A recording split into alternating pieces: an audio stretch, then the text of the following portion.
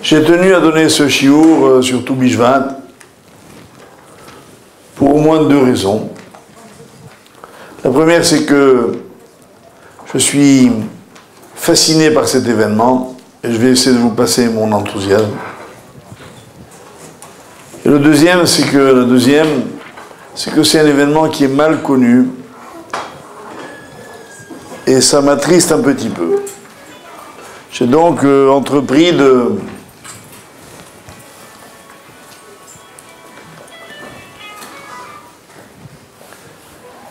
si vous ne pouvez pas les portages, je me mets à danser. Hein. À la première sonnerie. Ce serait un grand scoop, ça. Hein. Donc, la raison pour laquelle cet événement me fascine, c'est que j'étais tout jeune adolescent et j'ai connu quelqu'un qui est devenu mon maître, qui s'appelle Rabbi Yosef Pardo, Zichrono Livracha, qui le vivait avec une telle richesse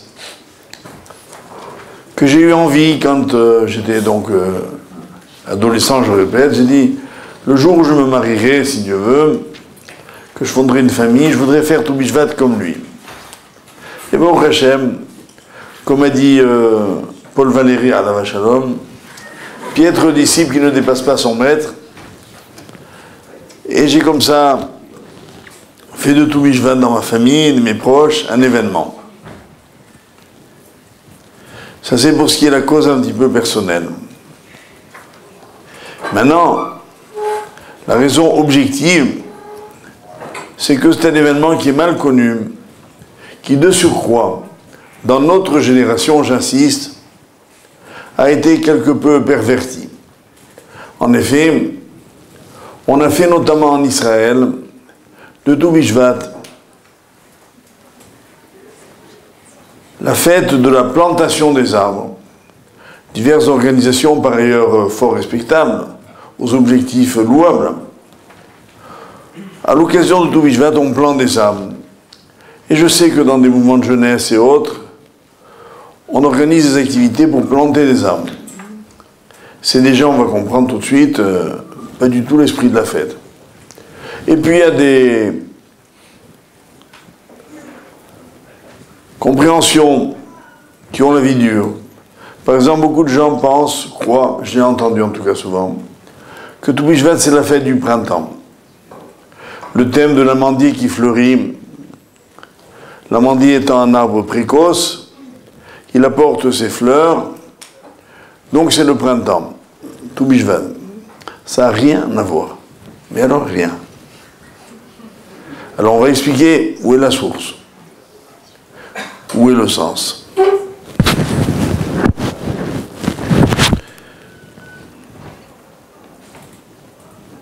La source d'abord, pour préciser bien sûr pour ceux qui l'ignoreraient encore, que Toubou Bishvat est une fête de la Torah, mais une fête qui est prescrite par les sages.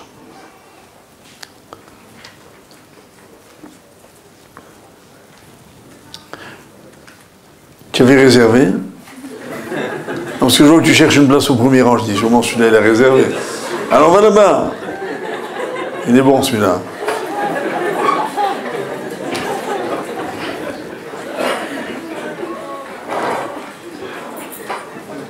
Blatin. Ça c'est pour les initiés. Donc je disais, l'origine de cet événement, je vous ai préparé des photocopies du texte original, mais modestement j'en ai fait 30 000. Non, j'en ai fait 30, mais je crois que on est en train de dupliquer.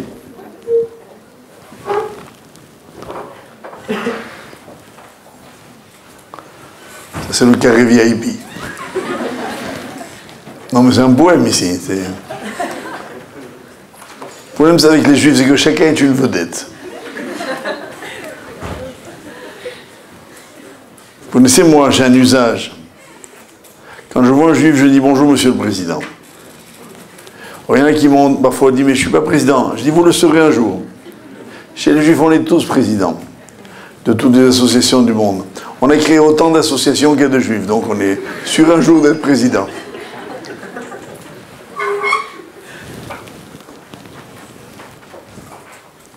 Donc, la source est dans la Gemara de Rosh Hashanah.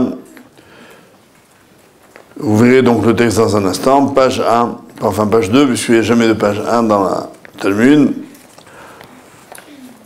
Daf Bet Amud Aleph, où là-bas on nous dit Arba Rashi Shanim M. Il y a 4 nouvel an dans l'année, on les énumère, dont un, le nôtre,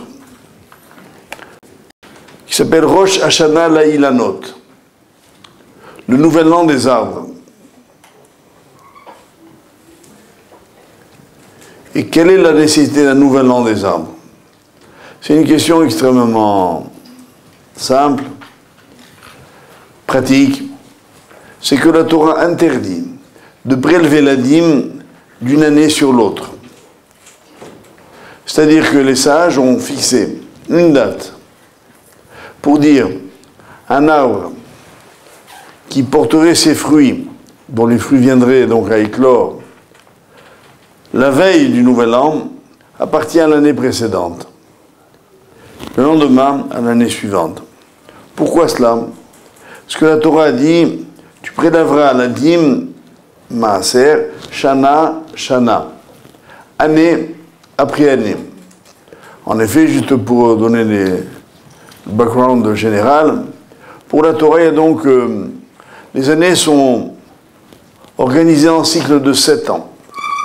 La 7e année, c'est la Shemitah, l'année sabbatique en français, où là on ne plante pas, on ne cultive pas, on n'entretient pas la terre, et on n'a pas le droit d'en commercialiser les produits, en un mot. Et les 6 années, les autres années, sont organisées de la façon suivante. Tous les ans, il y a des maaserot, des prélèvements identiques, et certaines années, il y a ce qu'on appelle maaser ani, la dîme qu'on donne aux pauvres, c'est la 3e et la 6e année du cycle. Et les autres années 1, 2, 4, 5, c'est maaser sheni. Le maaser ani se donnait donc, comme son nom l'indique, à des nécessiteux. Et le maaser sheni, c'est une très belle institution de la Torah. Obliger chaque cultivateur à prendre les produits de sa récolte et à les monter à Yerushalayim pour des fêtes et à les consommer là-bas. Toutefois, si ça lui était pénible parce qu'il avait une récolte importante, il avait le droit de les vendre et de prendre l'argent et de le consommer, cet argent-là, de le dépenser à Jérusalem, en ajoutant toutefois un 5e, 20%. C'est là l'origine de la TVA, parce que beaucoup de gens se demandent d'où elle vient la TVA. Voilà, elle vient de là. C'est cette taxe ajoutée que l'on a posée à quelqu'un qui a eu la flemme, entre guillemets, d'aller prendre ses fruits jusqu'à Jérusalem. Et donc, vous voyez bien que de ce maaser émerge cette centralité de Yerushalayim qui demeure encore aujourd'hui le cœur du peuple d'Israël. Mais ça ne s'est pas fait comme ça. C'est parce qu'il y a eu des halachot depuis des millénaires qui ont fait que tout se passe à Yerushalayim, qui est devenu donc, qui était l'endroit du Beth Amikdash, là où on offrait les sacrifices, mais là où se trouvait le grand Sanhédrin, et là où un certain nombre de gestes devaient s'accomplir, notamment celui-ci. Donc si une année, j'ai un champ, j'ai un verger, les fruits ont fleuri, si je suis la 2e année ou la 3e année, ce n'est pas le même maaser. La 2e année, je vais offrir le maaser sheni, et la 3e année, le maaser ani. Il était donc indispensable qu'il y ait une date charnière. Vous suivez jusqu'à présent? C'est fastoche, hein, vous y êtes?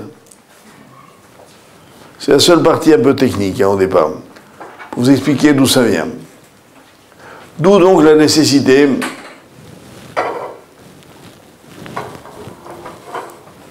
là c'est vraiment le carré VIP maintenant. Non, tout à l'heure en plaisantant, je disais que c'est le carré VIP, mais je ne savais pas pourquoi. En fait, je suis un peu prophète sur les bords. J'en profite pour vous l'annoncer d'ailleurs, parce que c'est tout nouveau. Donc, on voit que la Torah va non pas donner, elle, une date, mais elle va suggérer qu'il y ait un nouvel an des arbres pour savoir quels sont les fruits qui appartiennent à telle ou telle année pour le prélèvement des dîmes.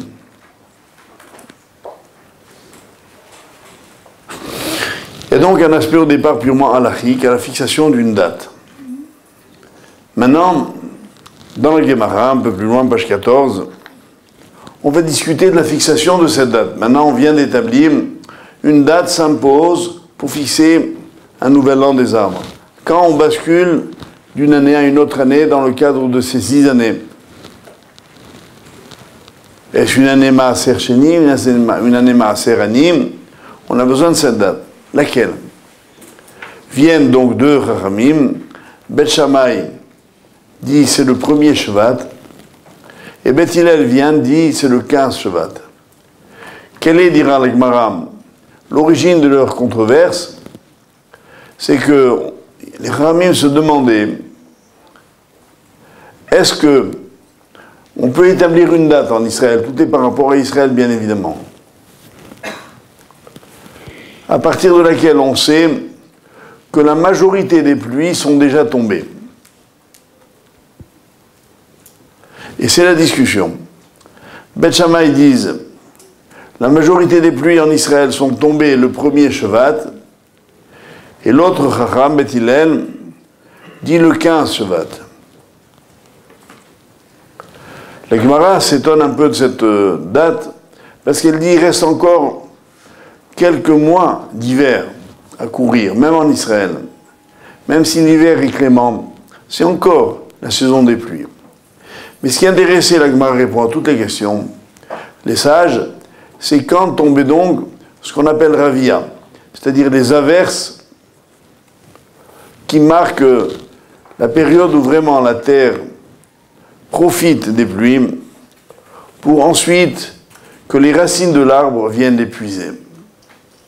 Donc, en d'autres termes, la fixation de la date dépend de la question suivante.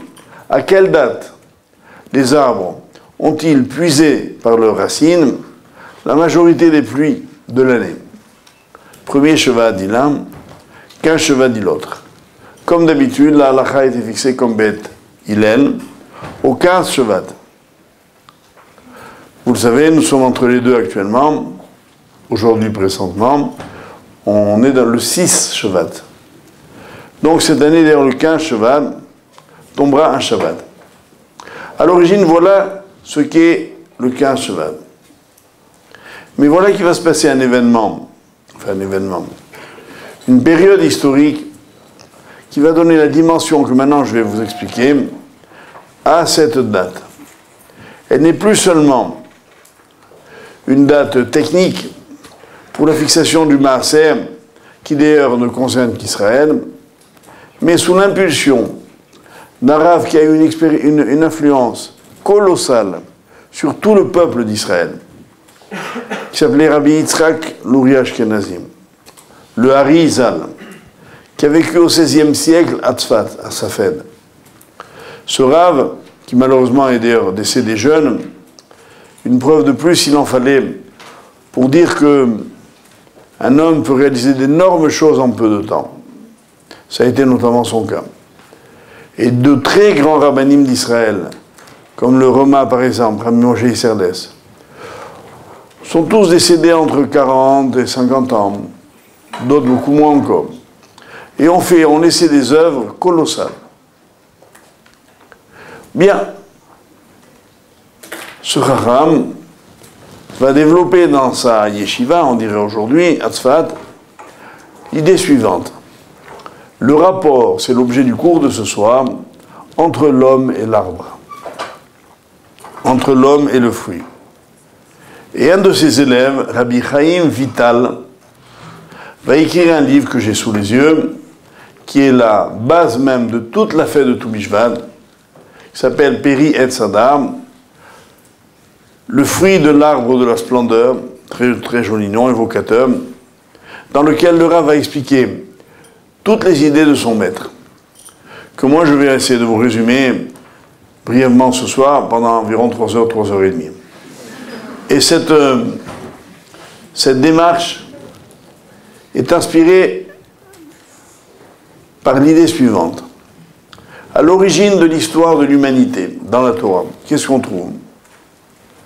Un homme et une femme, Adam et Chava dans Ève, à qui Dieu donne un ordre, allez dans le jardin de Éden et ne consommez pas les fruits de cet arbre-là qu'il leur désigne. Ça n'a pas loupé. 1 heure après, ils ont mangé l'arbre, enfin le fruit.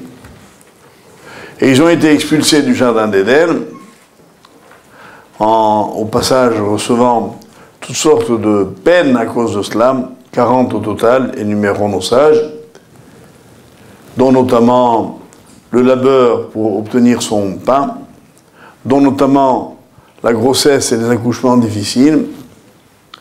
Tout cela vient de cet événement-là. En d'autres termes, l'homme, qui au départ d'ailleurs devait vivre éternellement, a vu sa vie limitée, j'aurais dû commencer par cela, parce qu'il a mangé le fruit de l'arbre de la connaissance du bien et du mal. Donc on découlait toutes sortes de conséquences énormes. Donc qu'est-ce qui a fait trébucher l'homme au début de l'histoire de l'humanité? Un fruit qu'il a mangé. Suivez l'idée, le Harizal dira, qu'est-ce qui assurera la rédemption de l'homme, son tikkun, c'est-à-dire la restauration de l'ordre initial, la consommation de fruits. Le fruit nous a fait pécher, le fruit va nous rattraper. Et développant cette idée-là, le Rav va donc faire de Tu B'Shvat le jour de la consommation par excellence, de la consommation des fruits. Et vont découler de cette institution d'énormes conséquences. Notamment le fait que le Rav mettrait en avant le fait que Dieu a construit un monde magnifique, superbe. Je vous ai photocopié également, les photocopies arrivent dans le courant de la nuit, elles sont sous presse. Un texte de la Gemara de Kiddushin dans le Yerushalmi, Perek et Ochassin, le 10e chapitre, dans lequel là-bas, Rabbi Tibon dit que l'homme rendra des comptes à Dieu, écoutez bien, pour tout ce qu'il aurait pu faire et qu'il n'a pas fait. C'est un grand chidouche.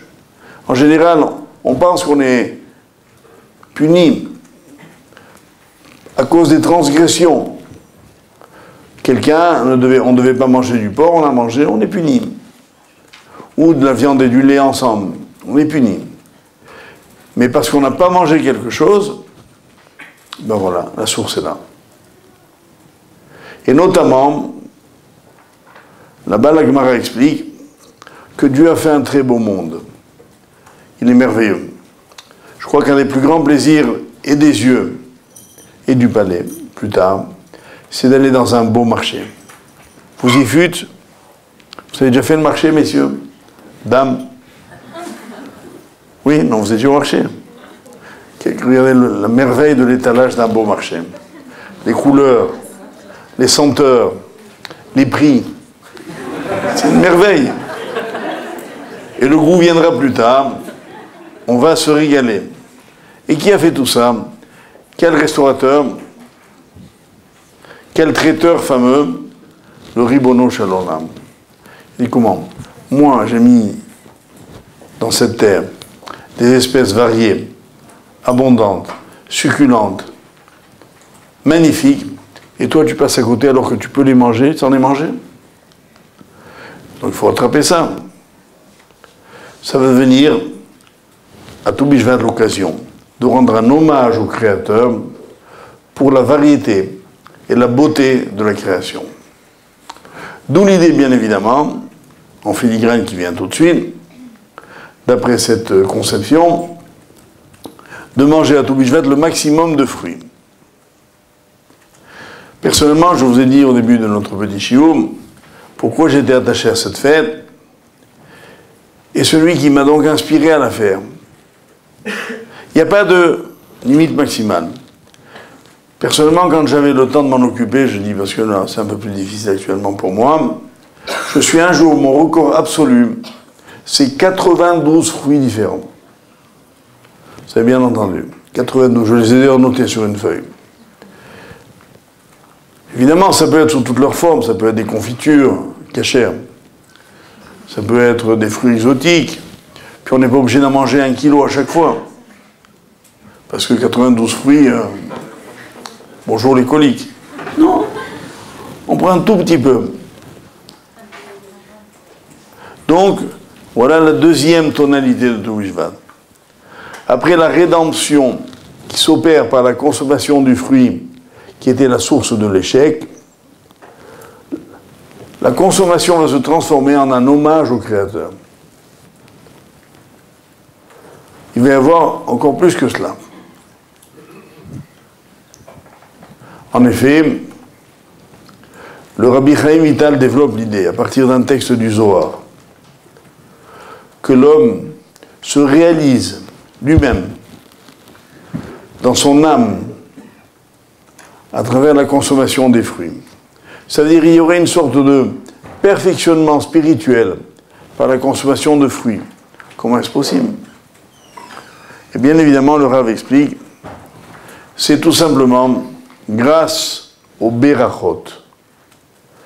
Tout fruit consommé appelle une bénédiction préalable. À propos, pour ne pas risquer de l'oublier, je précise qu'on ne refait pas une bénédiction par fruit. On ne bénit qu'une fois. Et je vais venir tout de suite après à l'ordre dans lequel on bénit. Mais quand on a dit la beracha,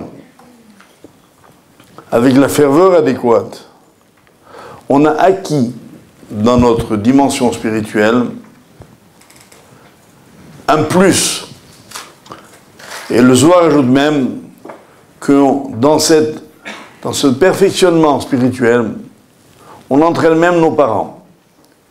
Le texte dit en effet que on répare éventuellement les erreurs de nos parents, même s'ils ne sont plus de ce monde, en consommant des fruits le jour de Tohu Mishvat. Je ne sais pas d'ailleurs si le minhag sfarad de consommer lors de la sgir toutes sortes de berachot ne vient pas de là.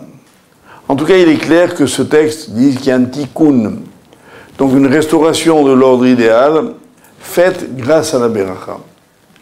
La beracha est une louange à Dieu. Elle est un remerciement. Elle est aussi donc une capacité qu'a l'homme de s'élever au-dessus de la matière. C'est vrai, quand on veut faire une beracha, il y a plein de choses qui s'imposent.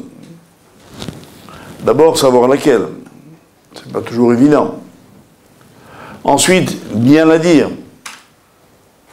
La dire quand il faut. Et là-dessus, quelques petites règles indispensables. La première des choses, pour ne pas que la beracha atteigne un but et un effet contraire, il faut vérifier que le fruit soit exempt de verre. Donc il faut l'ouvrir, le fruit en question.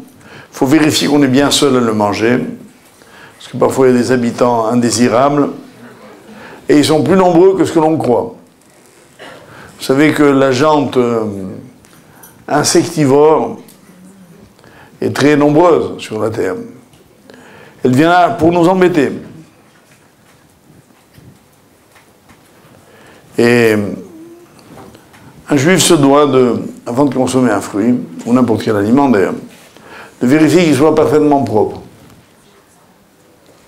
On doit le laver, le rincer, le sécher, et bien regarder qu'il soit entièrement net.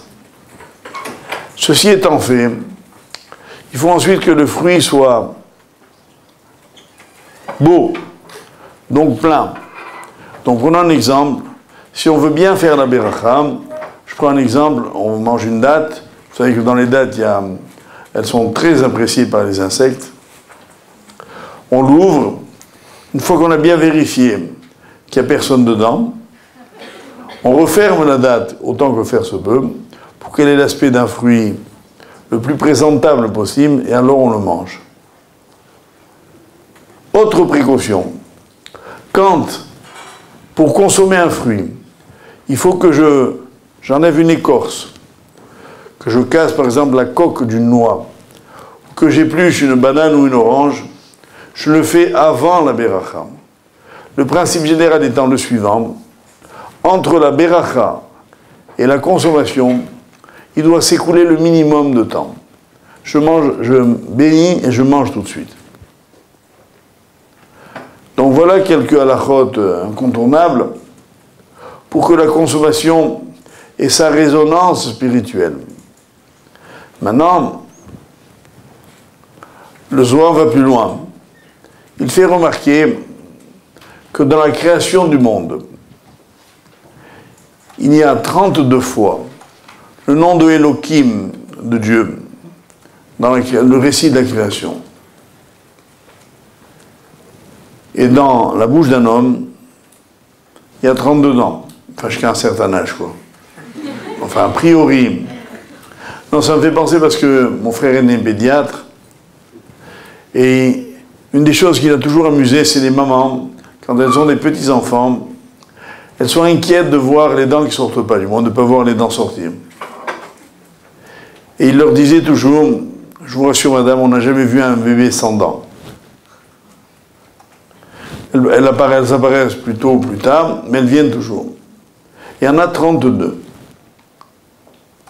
Ces 32 dents sont comme un rappel de ce que dit la Torah elle-même dans un très beau verset: Kilo ala lechem levado, ichya adam, l'homme ne vit pas seulement de pain, et là, al kol motza pi Hashem ichya adam, mais l'homme vit de tout ce qui sort littéralement de la bouche de Dieu. Ça veut dire, sa bouche à lui, à l'homme, qui prononce le nom de Dieu, et qui donc consomme un aliment, elle permet à l'homme de vivre. Vient donc une nouvelle idée. La consommation de fruits. Et ça, je l'ai trouvé que dans ce livre-là, que dans le Peri Etzada. De façon donc adéquate, provoque chez les arbres à venir, chez les espèces à venir, la possibilité de se reproduire. Bon, évidemment, le Zohar exprime ça en termes très, on va dire, spécifiques. Quand quelqu'un, dit le Zohar, fait la beracha sur un fruit, il donne l'ordre au malach, à l'ange, à Memouné, qui est désigné sur ce fruit, de continuer à le produire. Vous savez, il y a beaucoup de gens qui se préoccupent aujourd'hui dans un monde où on parle énormément d'écologie, de la conservation de toutes les espèces végétales. Et il y a même des endroits dans la Terre où on a constitué en quelque sorte des musées dans lesquels on garde très, je dirais, pieusement les semences de toutes les espèces végétales pour que, au cas où, on puisse les retrouver. Nous, on a beaucoup plus simple. J'ai failli un jour leur dire, mais je savais qu'ils ne m'écouteraient pas. Il suffit de faire la bracha. Si on fait la beracha, on est dans cette direction. On donne, entre guillemets, pour s'exprimer comme le Zohar, l'ordre aux fruits de continuer. C'est-à-dire, en fait, un malach, c'est quoi? Un ange. C'est une production par l'homme d'une énergie créatrice. Quand je fais une mitzvah, la Gemara de Makot, la Fioud, dit d'ailleurs que chaque mitzvah crée un malach, sécrète un malach. Et ces malachim nous accompagnent d'ailleurs. Quand on dit dans le psaume qui malacha vietzavelach, Dieu mettra des anges pour t'accompagner, on ne les voit pas, mais autour de nous, il y a des tas de malachim qui nous précèdent, qui nous font la route dans la vie. Et pour un peu démystifier cette idée, vous remarquerez que dans nos vies, il y a des gens, quand ils viennent quelque part, quand ils sont quelque part, se dégagent d'eux une énergie positive. D'autres, c'est le contraire. Je crois que c'est ça les malachim. Un homme qui est fondamentalement bon produit des malachim qui l'entourent, qui diffusent autour de lui une atmosphère bienveillante, qui peut donner envie aux autres de faire comme lui, qui peut le protéger de mal, qui peuvent lui indiquer la joie. Moi, j'ai toujours comparé les malachim en question à des motards. Qui n'a pas rêvé de traverser Paris aux heures de circulation avec une demi-douzaine de motards, de devant, de derrière, de sur les côtés, pas un pont, quel kiff. Neuilly, Vincennes en 7 minutes. Faut le faire, hein. C'est possible, grâce au malachim. Grâce au motard, je ne sais pas. Mais c'est ça l'idée. Et cette occasion de Toubishvat, l'occasion de créer autour de nous une multitude de malachim qui vont nous accompagner dans la vie, qui vont nous ouvrir des voies nouvelles, qui vont nous protéger et qui vont faire du bien autour d'elles. Puisque, rappelez-vous, chaque malheur donne l'ordre à la graine à venir de se reproduire. Comme si, comme dit d'ailleurs Pirkei Avot, Schar mitzvah mitzvah, comme si une mitzvah appelait une autre mitzvah à se produire. Et d'ailleurs, c'est comme ça. Dans la vie, le bien suggère le bien. Le bien suscite le bien. Quand on fait du bien, on est appelé à en faire encore. Et le contraire aussi. Je crois qu'avec ce que nous avons dit là maintenant, il y a un grand programme éducatif pour nos enfants. Si on veut élever nos enfants dans le bon chemin, si on veut leur donner envie de continuer, il faut les inviter à faire. Moi, j'ai souvent donné, d'abord à mes propres enfants et à mes élèves, un conseil. Quand tu dois faire une bêtise, remets-la demain. Quand tu dois faire une mitzvah, fais-la tout de suite. Ça marche pas mal. Ça a l'air tout simple, mais c'est la vie. J'avais d'ailleurs lu ça dans le récit d'un rabbi qui avait un petit garçon, il devait avoir une douzaine d'années, non bar mitzvah en tout cas, et ce rabbi avait l'habitude de prendre tous les matins un mikvé. À l'époque, les mikvaot, les bars rituels, n'étaient pas le luxe somptueux auquel nous sommes aujourd'hui habitués, comme dans le mikvé de Neuilly, avenue Charles de Gaulle, où on a tout fait pour le confort des utilisatrices qui le méritent bien. Mais le mikvé, c'était pas du cinéma, c'était de la glace qu'on cassait pour descendre dans l'eau gelée d'un lac. C'est ainsi que ce rabbi va donc un matin à l'aube accomplir sa mitzvah. Il casse la glace et puis il rentre dans l'eau. Son fils a envie de faire comme lui. À son tour, il se prépare. Il met son pied dans l'eau. Elle est gelée, il fait « Aïe !» Alors son père l'arrête. Il dit « Mon fils, habille-toi. Tu ne vas pas prendre un mikvé, mais tu vas prendre une leçon.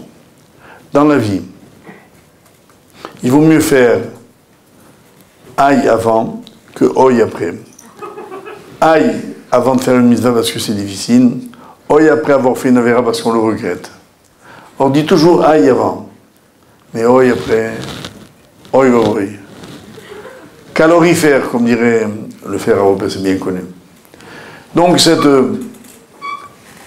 cette approche de la mitzvah qui en suscite une autre, qui en produit une autre, qui continue sans cesse, c'est ce que nous propose notamment l'événement de Toubishvat. Mais la richesse de Toubishvat ne s'arrête pas là. En effet, et c'est là où, moi je dirais, le morceau de choix du Rav Chaim Vital, Pri Hatzada, réside dans l'ordre de la consommation des fruits. Rappelons en effet que la terre d'Israël a toujours été présentée comme une terre qui est caractérisée par des fruits. Eretz, Zavat, Chala, Voudvash, vous connaissez tous ce verset. La terre où ruisselle le lait et le miel, on parle du miel de date. Eretz Zet, la terre des olives, la terre des grenades, la terre des figues, la terre du froment, la terre de l'orge, que des céréales, que des fruits. Voilà ce qu'est la terre d'Israël. Il y en a 7. Ça s'appelle dans la tradition Aperot Shenishtabcha Bahem Eretz Israël. Les fruits par lesquels la terre d'Israël a été flattée. Et c'est vrai que cette liste-là, en Israël, elle est exceptionnelle. Ça fait des millénaires que ça a été dit. Et puis pendant des siècles et des siècles, on n'a pas pu s'en apercevoir. Disons au passage, ce que je me délecte de lire dans la Gemara de Sanhedrin, à savoir que la terre d'Israël, il n'y a que les Juifs, disait la Gemara. Elle a été écrite il y a 1500 ans, je précise, pour le fun. Personne d'autre que les Juifs n'a pu la cultiver. En effet, la terre d'Israël a cette caractéristique, parce qu'elle n'est pas devenue un désert. Elle n'a pas été dépeuplée. Il y a toujours eu du monde. Quand Israël est rentré sous la conduite de Josué, après la sortie d'Égypte, il y avait déjà du monde là-bas. Les fameuses 7 peuplades, les Moréens, le Chittéen, le Cananéen, etc. Et puis ensuite, quand nous on a été expulsés de notre terre, sous Nabuchodonosor, les Babyloniens, en l'an moins 586, on est revenu 70 ans après. Puis on a reconstruit le temple qui avait été détruit, grâce à Cyrus, le roi de Perse, qui d'après la tradition orale est d'ailleurs le fils de Esther Amalka, la reine Esther. Et puis il va être de nouveau détruit par les Romains, cette fois-ci de façon sauvage. Les Romains qu'on présente comme des constructeurs, ils ont tout construit sauf Israël. Là-bas, ils n'ont fait que détruire. Et ils ont détruit le temple. Ils ont labouré l'emplacement du temple. Ils ont fait ruisseler les collines qui entourent Jérusalem de sang. Ainsi disent nos textes. Et l'historien Flavius Joseph évalue à 1,5 million de personnes le nombre de morts juifs qui a suivi la guerre avec les Romains. Elle a été hyper sanglante. 1,5 million de morts il y a 2000 ans. Je n'ai pas calculé combien ça doit faire aujourd'hui. Beaucoup de millions. Elle a duré des décennies. Mais les Romains ne lâchaient pas le morceau. Pour eux, c'était capital d'obtenir cette victoire. Pourtant, que représentait Jérusalem? Une bourgade aux confins de l'Empire romain, qui est tellement immense. Aucun enjeu stratégique, aucun enjeu politique, un enjeu moral.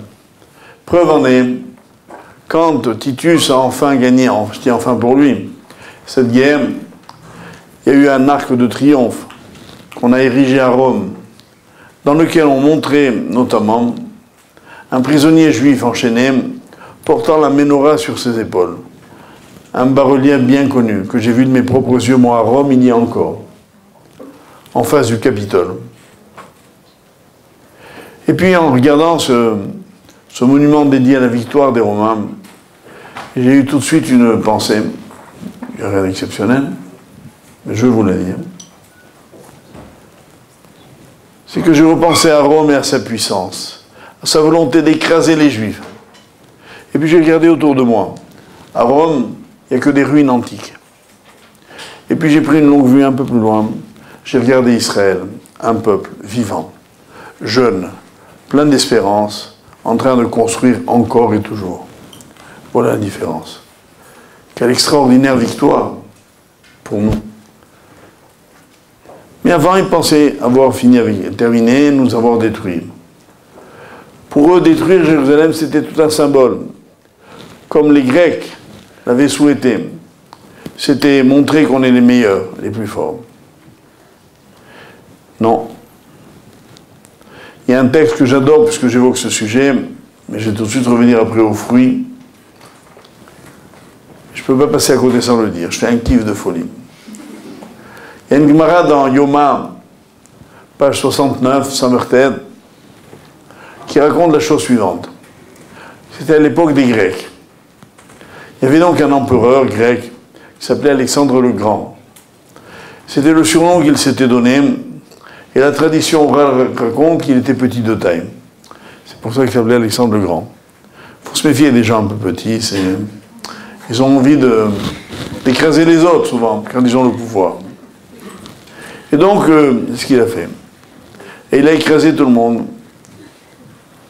Mais voilà qu'il y a une attitude étrange, enfin, que nous on comprend grâce à la Gemara, c'est qu'il n'a pas détruit Jérusalem.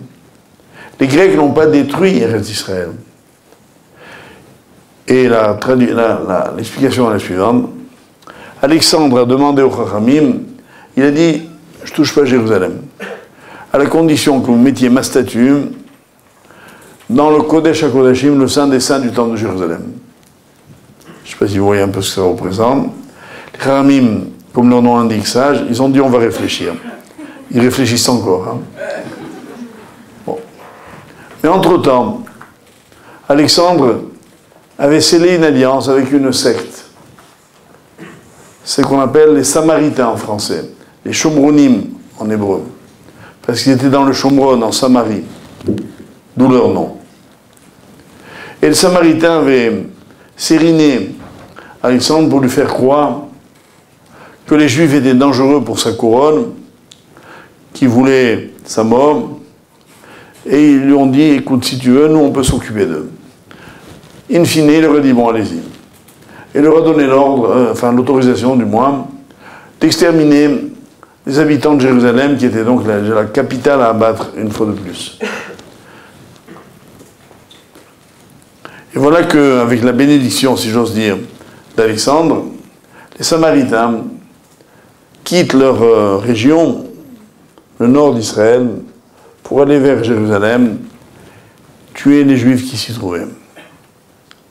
À ce moment-là, vivait à Yerushalayim un homme qui s'appelait Shimon HaTzadik, Siméon le Juste, qui était un des membres de la grande assemblée, cette assemblée suprême de 120 sages, qui à l'époque donc gérait toute la destinée spirituelle du peuple juif. Il a entendu cela. Alors il a pris quelques chachamim avec lui et il leur a dit allons à leur rencontre. Évidemment, il ne faisait pas le poids sur le plan militaire. Mais ils ont dit on y va. Et voilà qu'avec un groupe comme cela, Shimon HaTzadik va à leur rencontre. Alexandre, informé de cet affrontement imminent, décide d'assister au massacre. Et vient donc là-bas. Alors imaginez la scène, les Samaritains, une armée bien organisée, descendent du nord vers le sud pour aller vers Jérusalem. Le petit groupe de Shimon HaTzadik va du sud vers le nord pour les rencontrer. Et Alexandre vient de l'ouest, c'est-à-dire de la mer Méditerranée, où il avait déposé son navire, pour venir assister à cet affrontement. Et voilà qu'il faisait nuit, raconte la Gemara, et il voit un très grand nombre de flambeaux à sa gauche, donc du nord vers le sud, quand on vient de l'ouest. Il demande à son aide-de-camp, c'est quoi ça? Il lui dit, sire, ce sont tes alliés, les Shomronim, tes amis. Ok. Il voit un petit groupe avec quelques flambeaux, et ça, il dit, ça, ce sont tes ennemis, les Juifs. Ok, on avance. Et voilà qu'entre-temps, dit la Gemara, le jour se lève. Et dans l'aube naissante, les flambeaux s'éteignent et le soleil apparaît. Et voilà que là, Alexandre voit ce qui se passe. Et il aperçoit, venant de sa droite, Shimon HaTzadik avec sa petite troupe. Qu'est-ce qu'il fait? Il descend de son char, il court vers lui et il se prosterne devant lui. Tellement vite, dit la Guémara, que son aide de camp n'a pas eu le temps d'arrêter. Juste une fois qu'il était par terre, il lui dit, mais si, ce sont vos ennemis. Qu'est-ce qu'il lui répond? Écoutez, c'est fabuleux. Il lui dit, Anahli, laisse-moi tranquille. Diukno Shelze, le visage de celui-ci, Diukno, ça veut dire en fait le visage virtuel, l'image virtuelle de cet homme, Menatzachat Levanai Bvet Milhamti. Lutte devant moi quand je pars à la guerre. En d'autres termes, je gagne mes guerres grâce à lui. Donc je viens le remercier et lui rendre hommage. Retenez votre souffle. À ce moment-là, Alexandre comprend qu'on s'est moqué de lui, du moins ses informateurs, comme d'habitude, connaissez la phrase préférée des chefs de cabinet, directeurs de cabinet et des ministres. Tout va bien, monsieur le ministre. Comment ça va? Très bien. Il était comme ça, il dit, comment ça va? Très bien. Qui sont les juifs pourris, qui sont les samaritains formidables. Et sur ces idées préconçues se déroulent les événements de l'histoire. Voilà que là, il prend conscience. Et là, il réagit parce que c'était quand même un homme qui avait une forte personnalité. Pensez bien, il avait 30 ans, il était chef de l'Empire grec. C'est pas rien. Alors il dit à cet homme de le laisser tranquille, et il dit merci à Shimon HaTzadik. Là-dessus, un petit commentaire d'un mot. Qu'est-ce qui se passe ici, mes chers amis? Une image d'une puissance extrême. Ce jour-là, d'ailleurs, c'était le 25 Tébet, dit la Gemara, qu'on avait à l'époque, qu'on fêtait au temps du Talmud, on l'appelait Yom HaShomronim. Parce que ce jour-là, évidemment, Alexandre a donné alors l'autorisation aux Juifs d'en découdre avec leurs ennemis, et ils leur ont fait une raclée extraordinaire. Et les Shomronim ont été entièrement repoussés et écrasés. Je vous signale juste pour le fun qu'il y a toujours une secte aujourd'hui, en 2010, qui s'appelle les Shomronim. Ils habitent encore en Israël, dans Samarie, dans un petit village. Ils sont environ 200 personnes. Vous voyez, nous on n'est pas très nombreux, mais enfin il n'y a pas photo. Hein. On doit être grosso modo une quinzaine de millions. Ils sont 200 personnes. Et en plus, bon, comme ils se mariaient qu'entre eux, ils sont pas jolis, quoi. Et de cet épisode, qu'est-ce que je retiens, et je reviens à notre sujet, c'est que celui qui a permis cette victoire, c'est pas un général, c'est un Kohen Gadol. Et la Gemara là-bas de Yoma discutait d'un sujet précis. Est-ce que le Kohen Gadol, le grand prêtre, avait le droit de sortir du Beth Amikdash avec l'événement de prêtrise? Les vêtements sacerdotaux. Parce que comme ils n'étaient pas autorisés, les vêtements sacerdotaux, quoi. Vous avez compris. Donc, et la Gemara dit non, c'est assourd. Alors pourquoi il l'a fait? Parce que ce jour-là, effectivement, Shimon HaTzadik était sorti avec ses vêtements.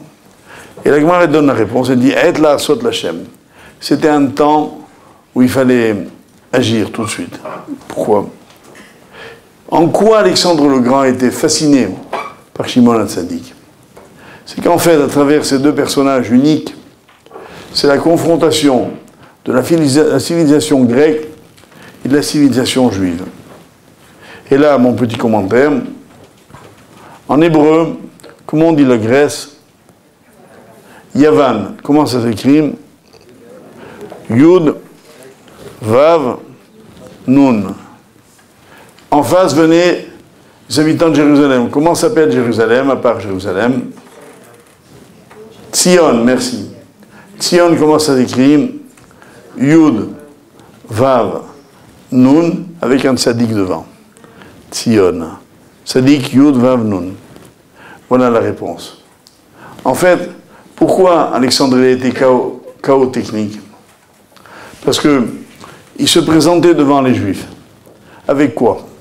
Avec une civilisation brillante, qui étaient sages, la philosophie grecque, qui, vous le savez, a inspiré les universités jusqu'à aujourd'hui dans le monde entier, et la beauté. La beauté grecque, c'est ceux qui ont inventé les cosmétiques, ceux qui ont donné les critères de la mode. Vous savez, les hommes grecs, les épaules larges, le ventre plat, levé comme ça, le contraire des Tunisiens, vous voyez. D'accord? Nous, c'est le contraire. On est large en bas et étroit en haut. Entre les deux, on fait le Magen David. Voilà. En tout cas, cette force de la Grèce, être beau et sage, c'est pas donné à tout le monde. C'est le cas des Grecs. Et ils venaient à la rencontre de qui? D'une civilisation, les Juifs, qui avait pour eux la sagesse. De ce côté-là, on ne peut pas nous en compter beaucoup. Mais il leur manque peut-être un peu la beauté aux Juifs, non? L'élégance, le prestige. Pas ce jour-là. Ce jour-là, le Kohen Gadol était sorti avec les vêtements d'apparat. D'où donc, entre guillemets, la transgression à laquelle il avait consenti pour avoir ces vêtements que la Torah appelle les kavod ou le tifaret, d'honneur et de gloire. Ainsi étaient les vêtements du Kohen Gadol, somptueux. Quand Alexandre a vu qu'un homme était capable d'être sage comme lui, beau comme lui, mais qu'en plus, il y avait une dimension que lui, le grec, ne revendiquait pas, il était tzaddik. C'est-à-dire quoi tzaddik? C'est-à-dire que dans le judaïsme, on ne se préoccupe pas seulement de la beauté, pas seulement de la raison, de l'intelligence, de la culture, mais aussi de la morale. Les Grecs, ils s'en foutent de la morale, ça n'existe pas. D'ailleurs, le monde occidental, qui en est l'héritier, quand vous parlez de morale, partout, dans le monde entier, en Europe, aux États-Unis, etc., ça fait... Vous êtes hors sujet. Ah non, mais chacun fait ce qu'il veut. Que vous parliez de beauté, de sagesse, de culture, on vous écoute. Vous parlez de morale, vous dites c'est bien, c'est pas bien, non monsieur. On vous écoute plus. On n'est pas branché sur ce circuit. On n'est pas sur la même longueur d'onde. Et la Torah prétend que non. Elle dit que c'est exactement le contraire. La finalité de tout, c'est l'univers moral que vous êtes capable de construire. Que vous soyez beau, tant mieux pour vous. Que vous soyez sage, tant mieux pour vous. Êtes-vous juste? Êtes-vous bon? Faites-vous le bien? Voilà ce que la Torah demande à l'homme. Et donc, devant ça, Alexandre, qui en l'occurrence a été honnête, s'est avoué vaincu. Maintenant, revenons aux fruits. Pourquoi? Parce que justement, le Zohar, le texte que j'ai commencé à vous citer, nous dit que cette consommation de fruits s'appelle Pri Tzadik, le fruit du juste. Ça veut dire qu'en construisant ce monde que nous sommes en train de construire, dont là il vous manque une partie importante que je vais rapidement expliquer, rassurez-vous avant de conclure, c'est que, ce faisant, on construit un monde idéal, Pri Tzadik. Et voilà que, je disais tout à l'heure que le livre Pri Hatzada nous donne un ordre de consommation. En mettant au départ et en avant et en priorité les 7 fruits de la terre d'Israël, le Rav, le Rabbi Chaim Vital, nous incite ensuite à manger des fruits, quel que soit leur nombre, dans l'ordre suivant. On consommera d'abord, suivez bien, les fruits qui sont tout bons à manger, c'est-à-dire qu'ils n'ont ni d'écorce non comestible, ni de noyaux non comestibles. Par exemple, les figues.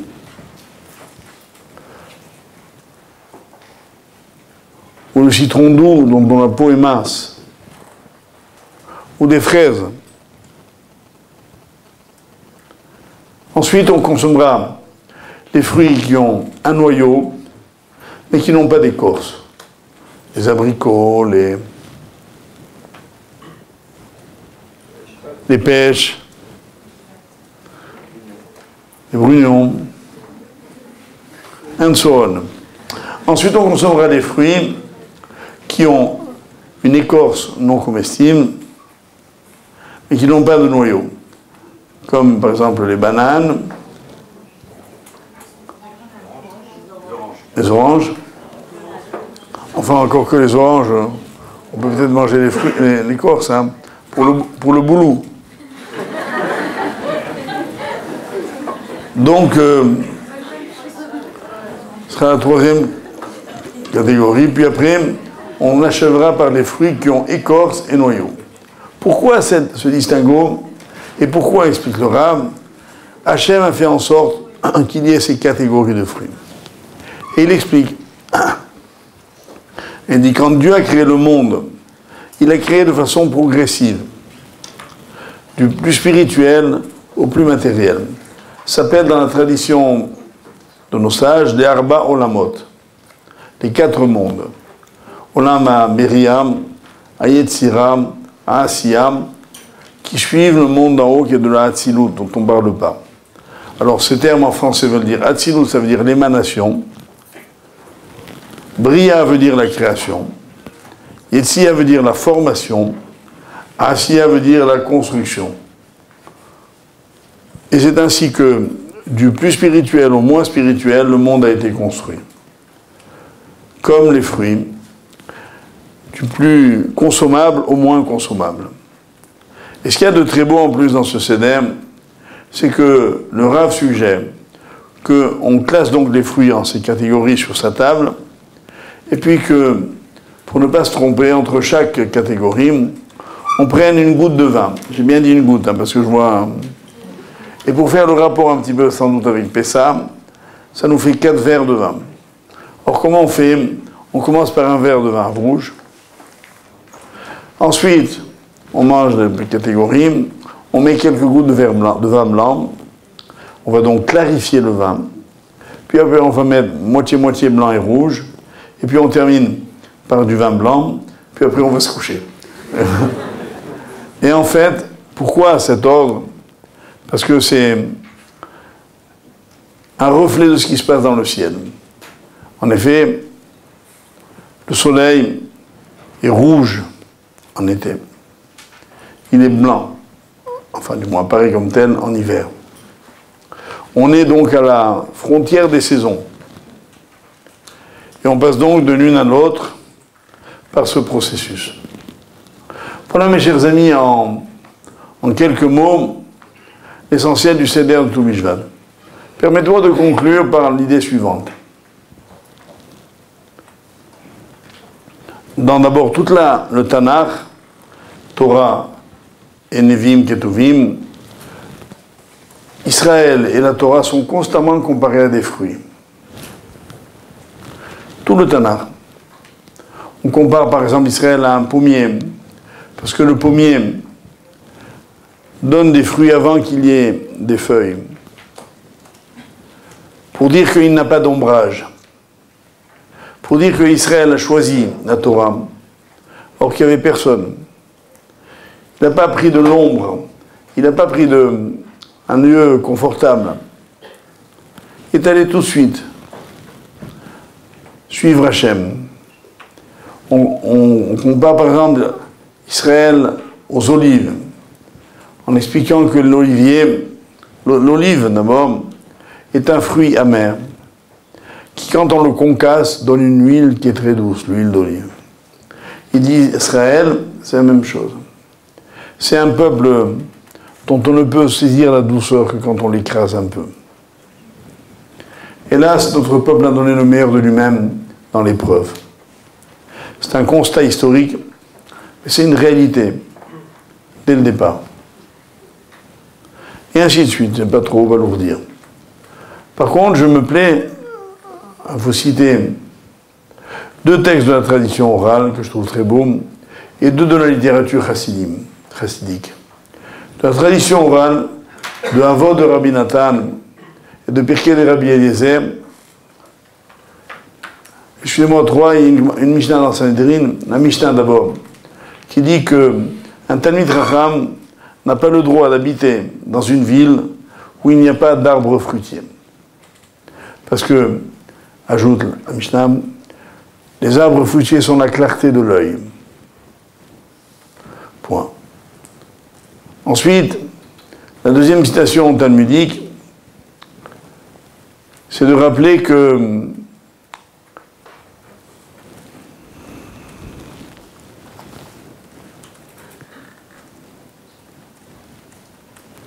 quand on abat un arbre fruitier,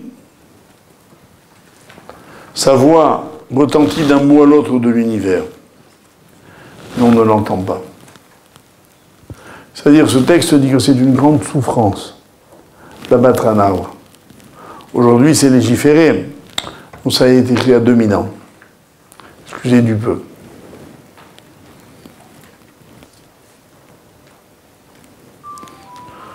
Enfin, dans la voix de Rabbi Nathan, Rabbi Yochanan ben Zakkai disait, si tu as en main un plant que tu vas planter et qu'on t'annonce que le Mashiach est là, plante d'abord ton plant, puis après va l'accueillir.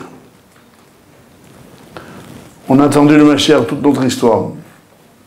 On va le faire attendre? Oui. En aucun cas on le fait attendre, sauf pour planter un arbre. Cette idée-là exprime l'urgence pour l'homme de construire un monde qui soit viable, agréable. Et quand aujourd'hui je m'aperçois que l'humanité s'éveille à l'écologie, en prenant d'abord toutes les prudences politiques qui exigent une expérience telle que la nôtre, où très souvent les mouvements proches de la nature ont vite dérivé, pas trop en dire. Outre ça, je me dis voilà un réveil bien tardif. La Torah, depuis l'origine, a parlé de la beauté du fruit, de la grandeur de la verdure. Elle a rappelé elle-même que le vert, qui aujourd'hui est devenu un peu un étendard de certains mouvements politiques, c'est la couleur centrale de l'arc-en-ciel. C'est-à-dire celle vers laquelle convergent toutes les autres couleurs.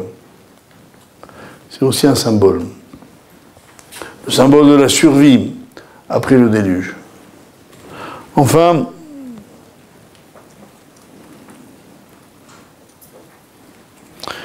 je voudrais citer deux textes de nos sages plus récents.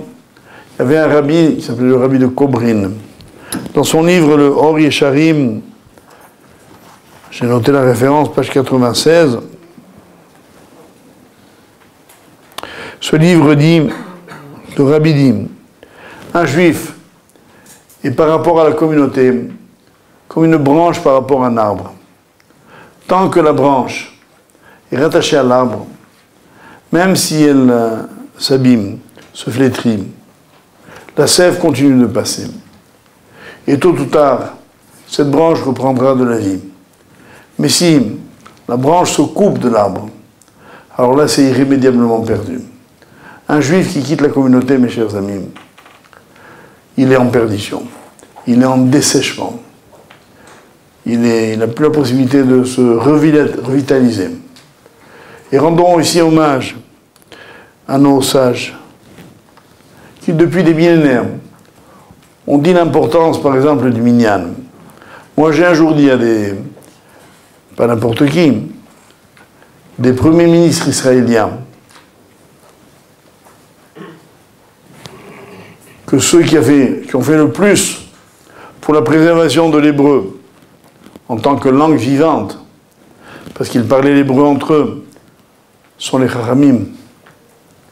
Même quand ils habitaient en Galicie, en Pologne, en Lituanie, en Espagne, ou ailleurs, ils parlaient toujours hébreu. Ils correspondaient toujours en hébreu entre eux. C'est ce qui a fait que l'hébreu restait une langue vivante. Et puis, qu'est-ce qui nous a permis de ne jamais oublier que Israël, c'était bien Israël? C'était les Chachamim. Par toutes les institutions, la plus élémentaire étant la prière, on s'oriente vers Yerushalayim, là où qu'on soit. Jérusalem, c'est notre étoile polaire à nous les Juifs. On s'oriente Comme disait un jour, je l'ai entendu de Manitou, il dit, l'Occident, quand il prie, il s'oriente. Outre le jeu de mots, il y a quelque chose de vrai, profondément vrai. Quoi qu'il en soit, mes chers amis, cet attachement à la communauté, c'est la vitalité de notre peuple. Quand les Juifs sont arrivés déracinés de toutes parts, que ce soit de Pologne ou d'Afrique du Nord, quel a été leur premier geste? Retrouver une communauté. Où il y a une synagogue, où il y a un minyan. Minyan? Il y en a qui en rient. C'est ce qui a sauvé notre peuple. L'amour du minyan, pour dire un jour un kaddish, pour écouter une kedusha, une lecture de la Torah, c'est ce qui a établi des liens entre tous les Juifs, qui leur a permis de garder leur vitalité, qui leur a permis de garder leur pérennité, et qui leur assurera leur éternité. Voilà, mes chers amis, ce que j'avais envie de vous dire. Je voudrais donc vous remercier de votre attention et faire une petite suggestion à Rav Ariel qui est ici. D'abord, je remercie puisqu'il a annulé son cours pour que je puisse donner le mien. Et je le remercie parce que je sais que d'abord ses élèves lui sont très attachés et que pour un Rav, ne pas donner un cours, c'est être en chômage technique, c'est très difficile. Mais moi, j'aurais souhaité, Rav Ariel, qu'on réfléchisse à l'idée, et je le dis ce soir parce que nous sommes seuls tous les deux, que j'aimerais bien reprendre un cours de temps en temps, peut-être tous les trimestres, tous les bimestres, tous les mois, tous les jours, pour avoir le plaisir de retrouver nos élèves et nos amis. Et je vous souhaite à tous une très bonne fête de Tou Mishvat et une rédemption rapide, que nous méritions rapidement la Géoula Shelema. Amen.